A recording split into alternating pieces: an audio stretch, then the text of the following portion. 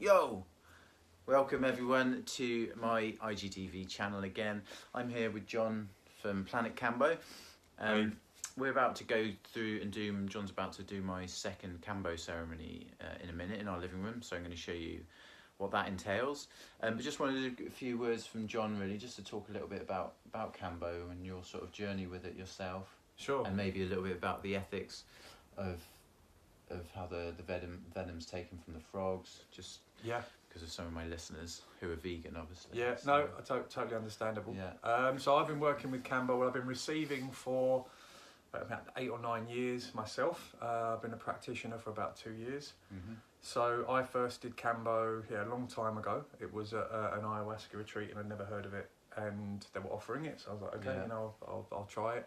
I did it, and I thought it was great. Yeah. And then I would do it periodically, sort of every 6 months, every year. I would go and do Kambo with a particular guy. A guy that used to live in Amsterdam, a guy called Giovanni Latanzi. And then a couple of years ago, my business partner and I decided we were gonna, we thought we can really make something of Kambo and really bring Kambo to the world. So we set up Planet Kambo.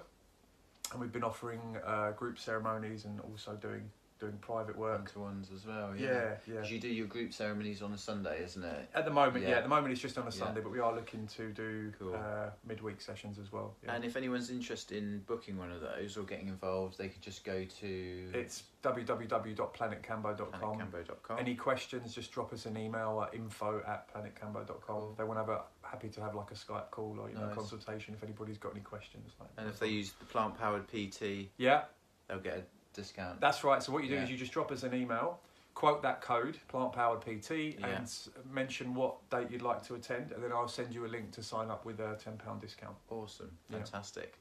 Just after obviously the last video that I did this week after the first ceremony, I had a couple of people ask about the ethics of how the venom's taken.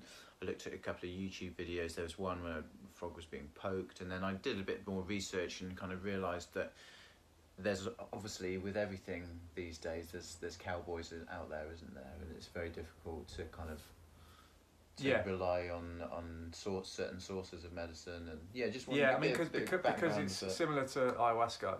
These kinds of things are unregulated, especially in Peru. Yeah, there's no regulation. It's tribes, going out and working, collecting these medicines. So we get our medicine. We have a contact who works directly with the Matsis. The Matsis are the masters of the Kambo. Yeah. And the tribes have a symbiotic relationship with the jungle. They're the guardians of the forest. And they look after the forest, they look after the animals, and then the forest gives something back. So there is this kind of give and take between the tribesmen and the animals in the jungle. And these guys have been working with these medicines and with Kambo for, centuries, I think. So they wouldn't do anything that was harming the frogs. They wouldn't kill the frogs. They're sacred. So they look after the frogs. Obviously, there's an extraction process. The frogs are very tame. So I've never been there myself. I haven't met them. No, you can see on a lot of videos I also watched last week as well how friendly they are, right? Yeah. And they just kind of come out of the forest and walk onto your hand and... Yeah, because they're so poisonous, they don't have any predators. So they're not scared of human beings. Yeah. So... they're very friendly. The tribesmen go out to the areas where the frogs are, and I think they're able to make the same noise as the frog, like with their throat.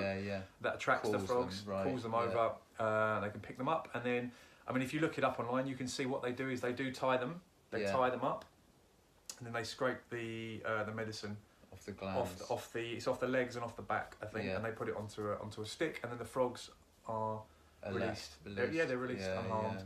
And I also think they're marked as well. They're marked, aren't they? so that they know if one's been milked recently, it will have some kind of marking. Mm-hmm. And they won't go back to it, and they'll obviously leave it until that marking's gone. That's right, isn't it?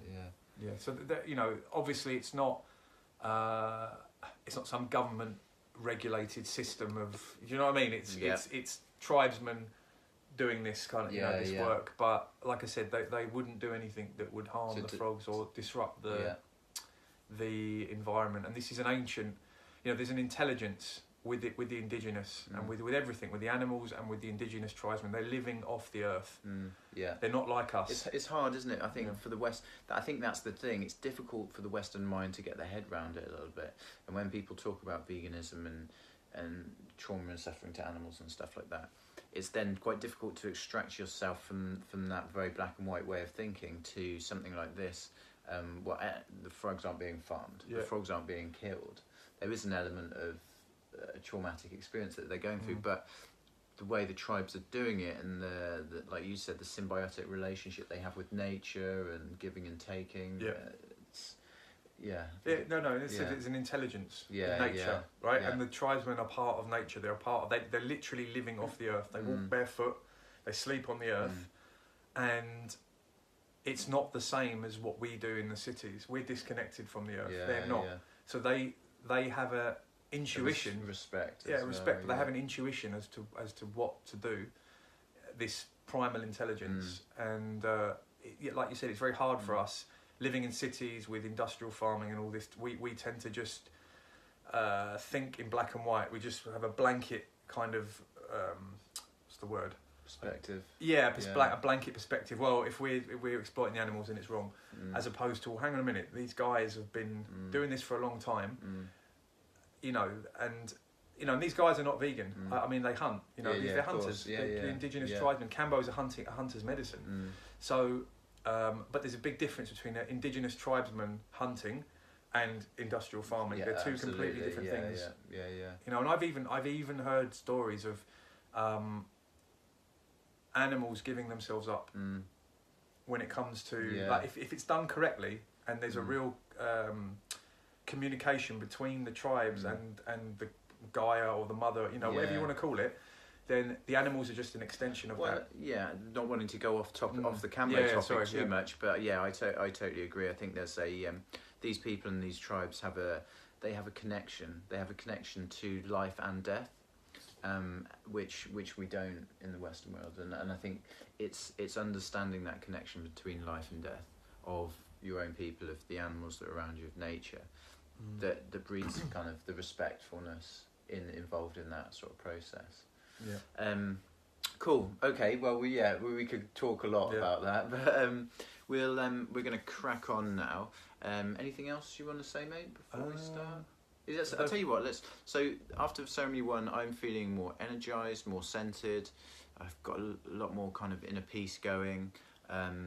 It's been a good week of sort of insights in general for me this week, and today we're going to work on trying to kind of hit my 4 lower chakras to try and release some of the kind of long-held sort of maybe limiting patterns and belief systems that I've kind of got operating at the moment. So I'm going to try and work a bit more with the medicine today to try and release some of that a bit more intentionally than the last one. Do you want to talk us through maybe the ceremony? What's involved? Okay. Basically, how do we? Yeah. So whenever you work with medicine, you always have to say a prayer to open. So you open a sacred space. So we open with a prayer, and then we can do some rapé, or hape, depends where you come from, how you call it. So the hape is... It's a tobacco snuff. So tobacco for the indigenous people, the tobacco is the most sacred spirit. The grandfather tobacco is the most sacred plant. It's above ayahuasca, it's above everything. So they use tobacco a lot. They don't use it in the same way that we do. They don't have chemically treated tobacco. They have pure jungle tobacco. And the way they use it is they'll either, if they're going to ingest it, it will be blown up the nose, which is the snuff, or they smoke it, but they don't inhale it. They blow the smoke on things, and that's the mapacho. Yeah, the mapacho. That's how they work with tobacco. So we can do hape. And it's always good to use hape. You can do it before and after. And that helps to clear the energy. And... it's very grounding. Obviously, you're welcoming the spirit of Grandfather Tobacco. He's the ultimate protector, so it's always good to have him around. It opens the crown, but it also grounds you as well. So it's really, really powerful medicine, hape. So we do that. It's kind of preparation, isn't it? It's the starter. It's cleaning my energy and opening me up to receive the Kambo. And if there is anything in there that needs to come out, tobacco will get it out. So it can often bring on a purge as well. So we do the tobacco, and then we start with the Kambo. So then I'll make the burns. And then at that point, I ask you to drink the water. So you drink about 1 litre of water. So yeah, it's got his water there. We've got a couple of bottles of water here, guys, and my bucket. Yeah. Every Kambo person needs a bucket. And then have you got the incense sticks that you do the burns with? I do. Oops, got a little bag of them here. Cool. So let me see those guys. Little incense stick. Yeah, they're called dupe sticks. Dupe sticks. So they're like incense sticks, like joss sticks, but they don't have the extra bit of thin wood that you put in. Okay, yeah. So they're just incense. So we use them. So I make the burns. And that's in like the top layer, like the first layer of skin. Yeah, it's very superficial. There's no blood drawn. Yeah. It's just a split second on the skin. Yeah. Then you rub it with a tissue, and then the very top layer comes off, and you've got the dermis underneath, and it will just look white. Yeah, and that's what you call the gateway. The gateway, that's it. Yeah. So you open up what's called gateways. Then you drink the water, and then the medicine will go on. Right. Last time we did it, we went slowly because it was your first time. Yeah. So whenever I'm working with someone for the first time, I won't put on all the points in one go. I'll apply the medicine one at a time, or one, then two, and just to see how the person reacts, because I've got no idea how much they'll need. Some people purge after 2 points, other people need 10 or 15. There's no way to know. So once I've worked with somebody once and we've done it the slow way, progressively applying, then the next time I kind of have a clearer idea of how much they need, and then you can take all the medicine at once, which is how we're going to do it today. Yeah, cool. So when you take all the medicine at once, it's more intense, but it's over quicker. It shouldn't be more than about 25 minutes. So. Should be a fun one. Yeah. 20-minute roller coaster. Yeah, for me it's usually between 15 to 25 minutes if I take all the points at once. Right. If I do it one at a time, it's usually about an hour. Cool. Okay. And because I want to hit my my lower chakras, we're going to put points on my back, aren't we, today? Yeah. Back's a really good place. Where I usually do it is on my mid or upper back. I find that's a really good place to take the Kambo. Awesome. Yeah. Okay, mate. Great. Good to have you here, Yeah. mate. Here we go. Pleasure. Yeah, looking forward to it. Number 2. Yeah. See you on the other side, everyone. I call in the goddess, the spiders, come and weave a web of light and protection around us as we work with the frog in this space. Spider, we honour you and we thank you for your presence, our whole. To the spirits of the south, beautiful serpent, come bless us in this medicine space. Teach us to shed the skins of our past so we may walk softly upon this earth. Spirits of the south, we honour you and we thank you for your presence, our whole. To the spirits of the west, mighty jaguar, come and protect us in this medicine space. Give us the courage to shine light into all parts of our soul so we may walk fearlessly upon this earth. Spirits of the west, we honour you and we thank you for your presence, our whole. To the spirits of the north, grandfathers, grandmothers, beloved ancestors, we're here for the healing of our entire lineage. Come bless us with your wisdom in this medicine space. Help us to return to ourselves and to remember who we truly are. Spirits of the north, we honour you and we thank you for your presence, our whole. To the spirits of the east, great condor, come fly to us from the place of the rising sun. Help us to have the vision to see the bigger picture and give us the strength to fly high, wing to wing with the Great Spirit. Spirits of the East, we honour you and we thank you for your presence, our whole. To the spirits of the earth, to Pachamama, we ask that you hold us with unconditional love and protection as we work with these medicines, and we offer up any energy shed here today to be transmuted into beautiful flowers and fruits. Spirits of the earth, we honour you and we thank you for your presence, our whole. To the spirits of the sky, Father Sky, the high dimensional entities and archangels, we ask for your protection, your guidance. We ask that you help us heal through our hands and through our voices. Spirits of the sky, we honour you and we thank you for your presence, our whole. And now the 7th direction, this is our own internal heart spirit. We ask our heart spirit for guidance and protection as we work with these medicines. Heart spirit, we honour you and we thank you for your presence, our whole. And with deepest love and gratitude, this ceremony is now open, our whole. Thank you. Cool. Nice, our whole. Our whole.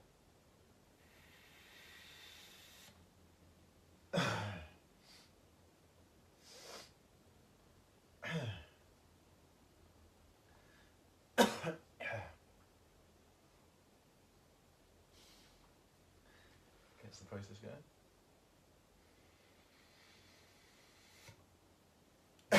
House.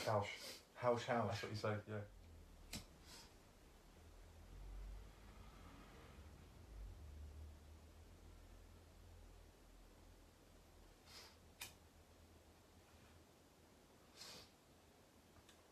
Okay, breathe in and out. That's it.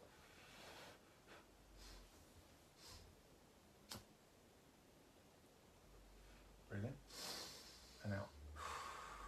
That's it. Breathe in.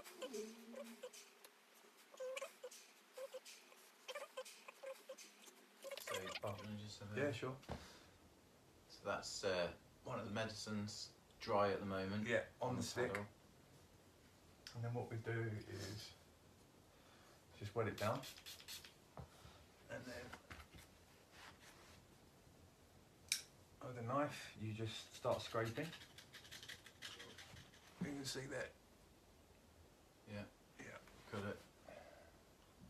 And now And you just make it into these split it points. into 8 bits. And those 8 bits are going to get put on the holes that I've got my back. Right, there we go. Yeah, you can see it. There's the 8 bits ready to go on. So you've had a litre, yeah? Yeah, that was a litre and a half, right? That was So, a brand new bottle, yeah.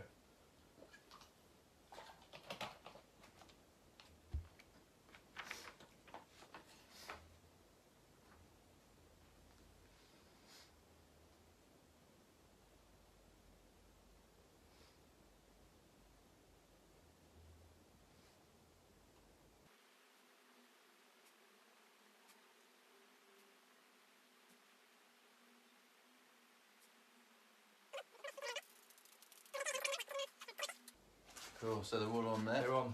Yeah. There's a stinging sensation. You can start feeling it stinging now. Start feeling a bit of pressure in my head. Now it's just a case of waiting to see what happens. You can feel it already? Yeah, I can feel it.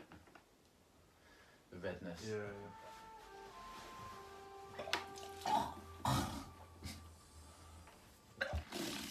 There's the bile. Wow. Very good.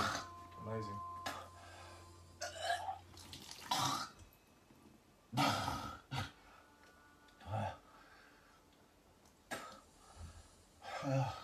Well done. That's a good sign.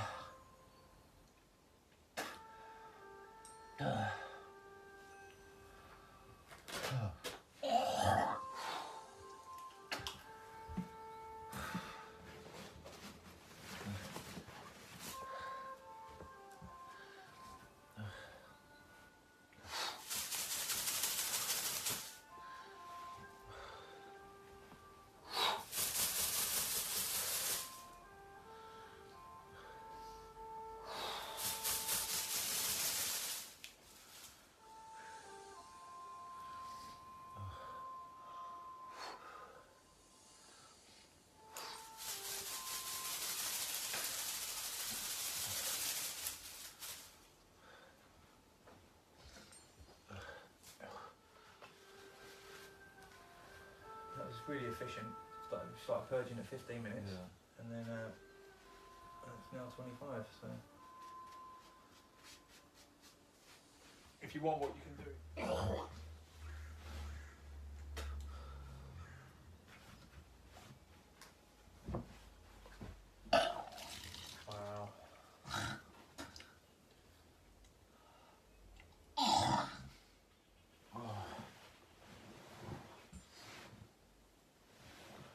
There we go.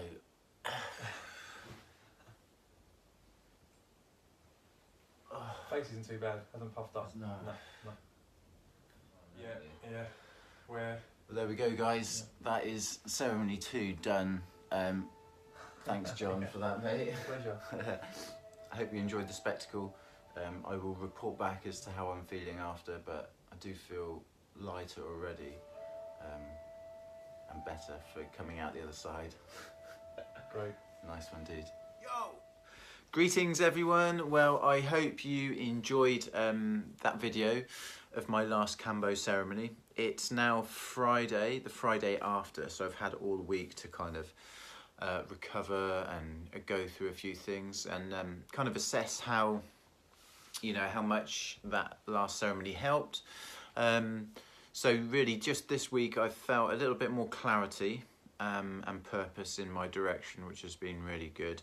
It's helped a few things kind of come to the surface, and one of the reasons why I'm doing these Kambo ceremonies is just to kind of giving me a sort of a bit of a stir up, to help me kind of realign myself essentially. So I think also because the first session was the first one and it was kind of felt like what I needed, I felt quite a big benefit quite immediately after doing that first session. The second ceremony, obviously we put the dots all the way up my my spine, for my lower 4 chakras to heal those. So it was a much more intensive session. As you can see on the video, it's pretty rough for part of it, but it's over really quickly. You know, the venom gets put on. Took 15 minutes for me to purge, and then the poison was taken off at 25 minutes. There was a couple of extra little purges after that, but you know, it's done within half an hour, so that was good. The juice is worth the squeeze. I've got my third ceremony on Sunday, which I'm really looking forward to. I'm going to be doing a group ceremony this time as opposed to one-to-one ceremonies that I've been doing the last couple of times. Yeah, so I'm looking forward to that. I think for me, whenever I do these kind of experiences or these you know, these sort of medicines, oh, let's sort my camera out. I find that 3 is the magic number. You know, 3 ceremonies is a good number, because the first one, I feel like the medicine a lot of the time is getting to know your body, and your body's learning to work with it.